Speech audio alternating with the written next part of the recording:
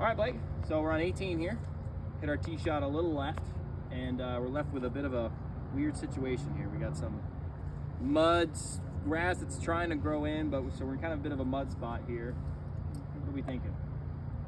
Well, it looks like my feet might be a little bit above the ball, Yep.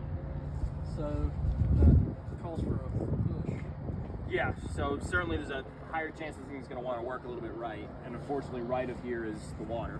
Right. So we're going to have to make sure we make some plans for that. What about the lie itself? What do you see here when you kind of look at that? It's a little muddy. Yep. So it might dig a little bit more. Yeah. So calls for a chunk.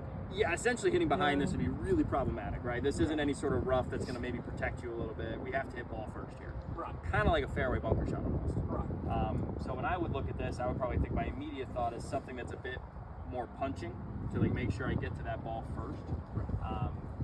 So with that, I think we have about 150 yards or so to the middle. It's maybe a little bit further to get to that back pan. What club are you thinking? I would hit an 8 150. Yep. But I think with the lie and everything, it's going to go to the right. So I think we'll club up to a 7. Yeah, hit more like a softer shot. Yeah. Yeah, I think that's perfect. So we've clubbed up because of the lie. Yep. We want to hit more of a punch shot here. We know it's going to curl a little right probably because of the lie, so we need to aim appropriately.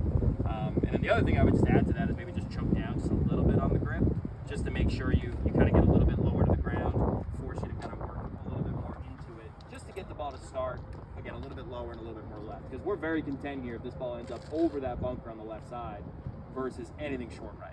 Right? Long left is actually the miss we're kind of going for. So you think like if it aimed for it to be like the left side of that tree? I think left edge of that tree, and if it cuts a little bit, that's fine. But the real goal here is to make sure it doesn't start right.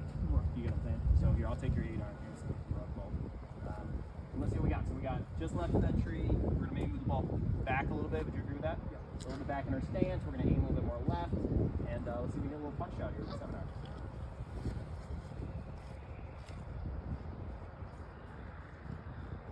Looks good.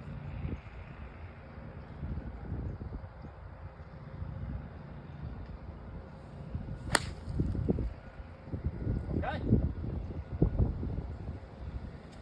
So probably came out a little heavy. Yeah. So kind of hence why we definitely clubbed up to make sure we at least got it into a decent spot. I know we're in the bunker there, but the aim was probably the most important thing there because you aimed left. Right. Ball started pretty much right where you were aiming, and so now even on a miss hit, we still at least have a legitimate chance for par, which is really all you're hoping for out of a scenario like this, right? Everything that we said would happen. Unfortunately, did happen, Yeah, right? so- So what would have been maybe your band-aid there to fix that now in hindsight? What could you have done?